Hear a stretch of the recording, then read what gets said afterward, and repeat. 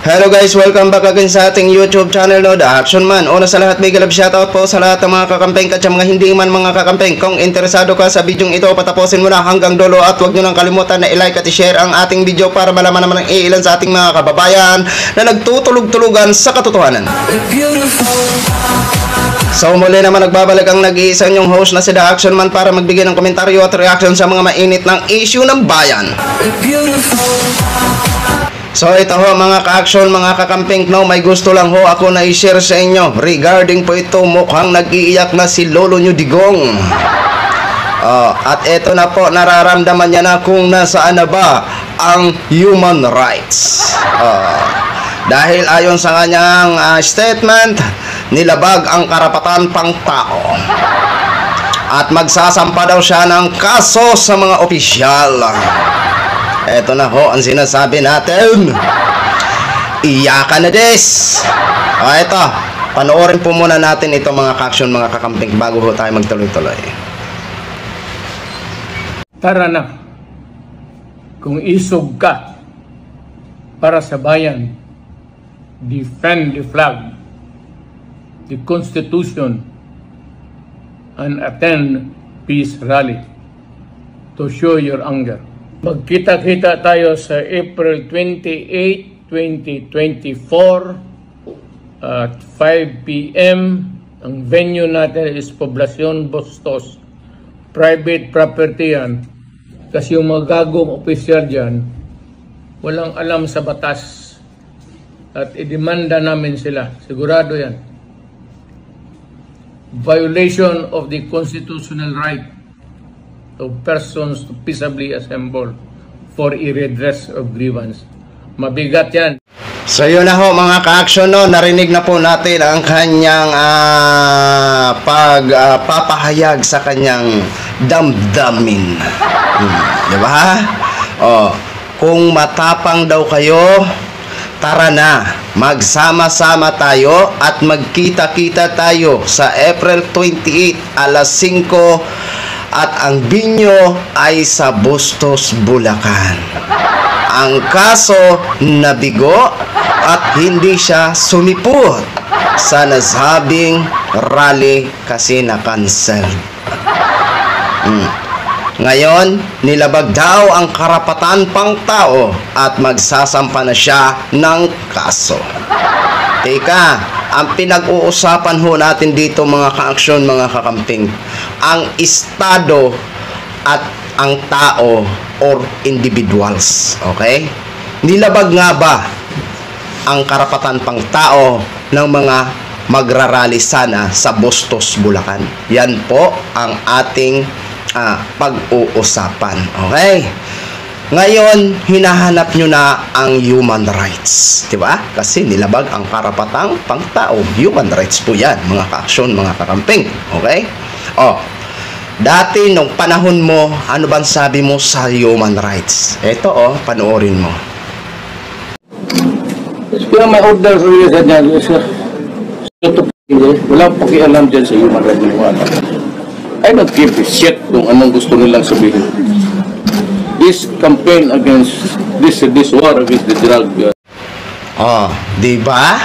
I don't care. Human rights. Ngayon nararamdaman mo na. Ang ginawa mo dati na wala kang pakialam sa human rights, parang ibinabalik sa iyo ngayon. Diba? Pero kung ating i-analyze mga ka-action, mga kakamping, nilabag nga ba talaga ang karapatan pang tao ng mga magrarally ho sana sa Bustos, Bulacan? Ano ba ang estado? Ano ba ang naging dahilan kung bakit po na-cancel?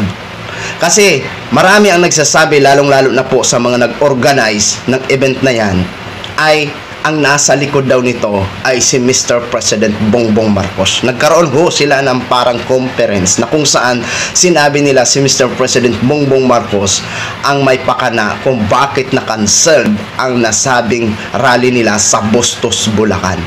Now, ayon kasi kay Basti Duterte at dito kay dating Pangulong Duterte, nilabag ang karapatang pangtao. 'Di ba? Tika muna po, lawyer ka po di ba? Abogado ka po, dating Pangulong Duterte. Excuse me po. Ayan, no?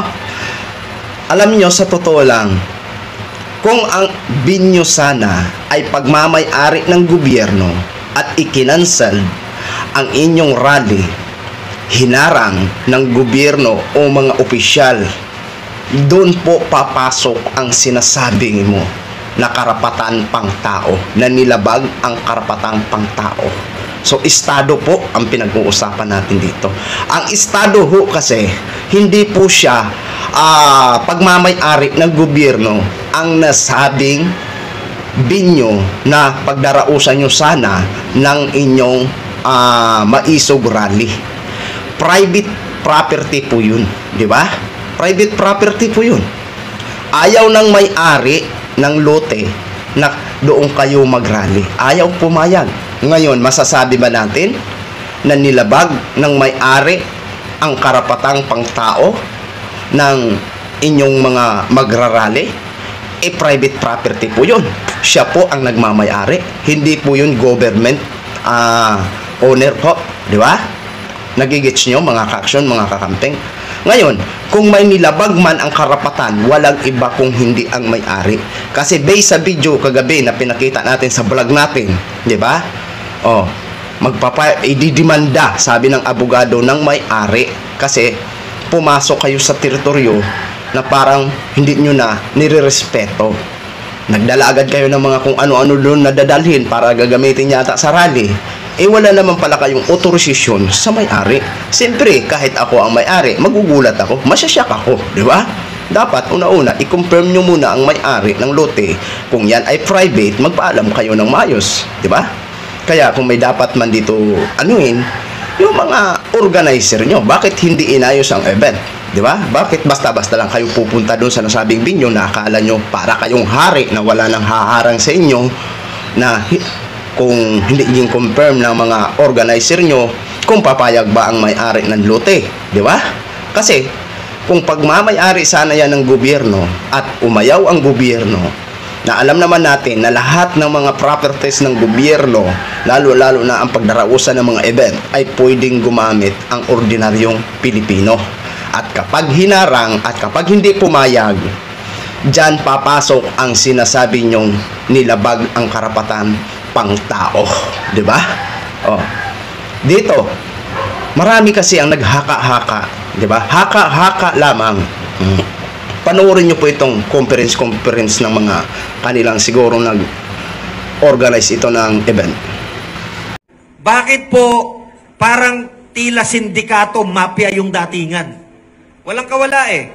Pagka sinabi po nating chain of command, hindi gagawin nung nasa ibabayan nang walang matinding utos sa itaas. Samakin po ninyo dumaan sa Lieutenant Colonel. Pababa po sa Police Staff Sergeant. Sino kaya yung nasa likod ni Lieutenant Colonel? Malamang, it must be the Provincial Director. Ang tanong, sino kaya yung nasa itaas ni Provincial Director? It must be the Regional Director and so on and so on. So, ang pinakadulo po nito, tatama po to doon sa tinatawag na pinakamataas po sa kanila. At sino po yan? Sino po yan sa tingin ninyo? Ito po ay ang presidente ng Pilipinas. Si BBM. So pag ito po pinayagan po natin ito na hindi natin gagawan ng kaukulang legal na aksyon, wala na po tayo magiging kalayaan sa pagsasalita. Yun na mga ka-action ha. Maliwanag po, si Mr. President Bongbong Marcos daw ang nasa likod. Alam nyo, nagpapatawa ho kayo. Napakalinaw po sa maraming Pilipino kung bakit na-cancel ang inyong rally. Ang may-ari po ang umayaw. Mahirap bang intindihin yun? Private property po yun. Hindi po yun government property. Kaya wala kayong karapatan na sumama ang loob sa may-ari ng lote. At hindi nyo pwedeng isisi sa gobyerno kung bakit na-cancel ang inyong rally. Dahil napakalinaw po kung ano ang naging dahilan, kung ano ang nagiging estado. Ayaw ng may-ari ng lote. Gets nyo? Hina-high blood na naman ako. Diba? Hala, doon naman kayo sa mga probinsya mag-rally. Doon sa Dumaguete, sabi nyo, sa Negros Oriental ba yun? Correct me if I'm wrong. O, doon naman kayo mag-rally. At magpaalam kayo ng maayos sa may-ari ng lote kung private naman ha. Baka naman private naman ang uupahan nyo. Hara-hara kayo pupunta doon. Diba? O, ngayon, dating Pangulong Duterte, alam nyo na po na hindi nilabag ang karapatan pang tao ng bawat magrarally doon ng mga tao dahil private property po yun. Doon lang po papasok ang sinasabi nyong nilabag ang karapatan pang tao kung pagmamay-ari po yun ng gobyerno at umayaw ang gobyerno, di ba? Na ipagamit ang nasabing binyo, di ba? Doon lang papasok ang sinasabi nyong nilabag ang karapatan pang tao. Pero diyan, malinaw dito na hindi nilabag ang karapatan pang tao dahil private property po yun. Ang umayaw ang may-ari. Yan po ang totoong estado. Okay? So yun lang ho, mga ka-action, mga kakamping no, gin-share ko lang ho sa inyo. Maraming salamat po sa ating mga viewers, Luzon, Visayas at Mindanao all over the world. Ako po ang inyong lingkod, si The Action Man. Have a good day, everyone.